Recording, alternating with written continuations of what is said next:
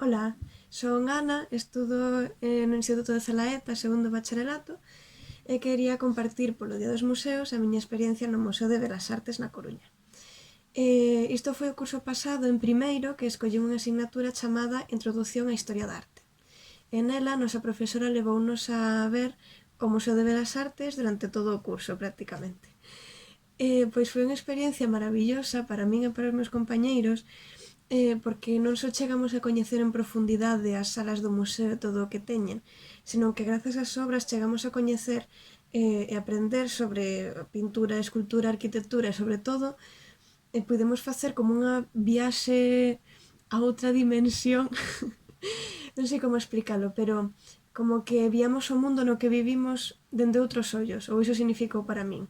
Como ver o mundo dende outra perspectiva dende os ollos dos artistas que viviron noutro tempo e que o representaron como eles o percibían.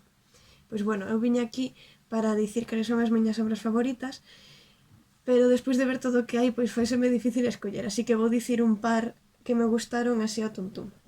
Unha delas é Aldea Galega, de Serafín Avedaño, que me gusta porque representa o rural galego noutra época pasada que non é a nosa, e pois gústame por iso da viaxe no tempo.